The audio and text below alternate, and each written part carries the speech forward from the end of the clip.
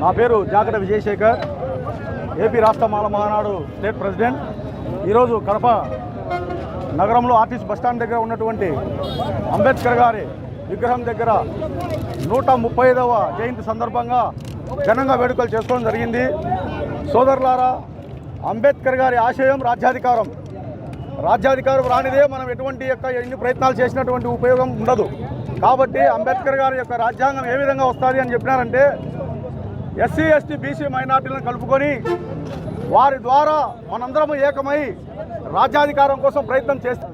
ఈరోజు రిజర్వేషన్ల విషయంలో మనందరినీ ప్రశ్నిస్తూ ఉన్నారు, మీకు రిజర్వేషన్లు ఎందుకని. మరి ఆ రిజర్వేషన్లు, ఆ 50% రిజర్వేషన్లు పోతే మిగిలిన 50% ఎవరు తీసుకుంటున్నారు సోదరులారా? ఎస్సీ ఎస్టీ బీసీ మైనార్టీలు కలుపుకుంటే దాదాపు 95% జనాభా ఉన్నారు భారతదేశంలో కానీ, రాష్ట్రంలో కానీ, జిల్లాలో కానీ, గ్రామంలో కానీ. మరి అటువంటి పరిస్థితుల్లో రిజర్వేషన్లు తీసుకునేది ఎంత? 50% పైన ఉన్నటువంటి బీసీలు కేవలం 27% రిజర్వేషన్ తీసుకుంటున్నారు. 21% ఉన్న ఎస్సీలు కేవలం 17% రిజర్వేషన్ తీసుకుంటున్నారు. మరి అటువంటప్పుడు ఈ రిజర్వేషన్లన్నీ పోను మిగిలినంతా జెండాత్రమే, మిగిలిన వాటినన్నిటినీ అనుభవిస్తూ ఉన్నారు. ఈ విషయం ఈ ఎస్సీ ఎస్టీ బీసీ మైనార్టీ సోదరులందరూ స్వార్థంగా మనం ఏదో తీసుకోవాలా, మనం లబ్ధి పొందాలా అనేటువంటి ఆలోచన కాకుండా ఈ సమాజంలో కనీసం ఒక సామాన్య జీవితం జీవించాలనేటువంటి ఆలోచనతో బ్రతకాలనేది అంబేద్కర్ గారి ఆలోచన.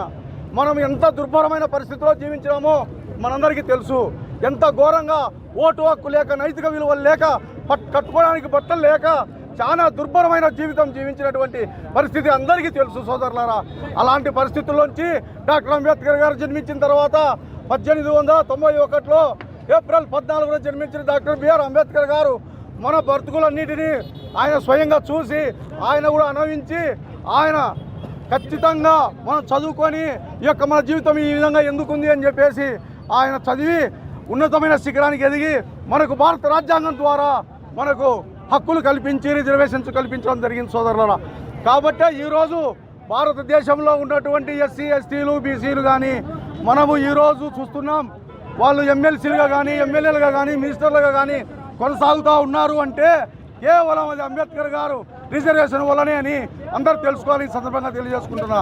కాబట్టి సోదరులారా, మన పిల్లలను బాగా చదివించి, ఉన్నతమైన చదువులు చదివించి వాళ్ళను మంచి ఉన్నతమైన శిఖరాలకు పోవాలంటే చదివే మార్గం అని చెప్పి ఈ సమాజానికి తెలియజేస్తున్నా. మనం పేదరికంలో ఉన్నప్పటికీ మన పిల్లలను మంచి భవిష్యత్తుగా చదివిస్తే వాళ్ళ జీవితాలు మారుతాయని చెప్పేసి ఈ సందర్భంగా తెలియజేస్తున్నా. Thank you very much. జోహార్ డాక్టర్ బిఆర్ అంబేద్కర్. దళితుల ఐక్యత, దళితుల ఐక్యత.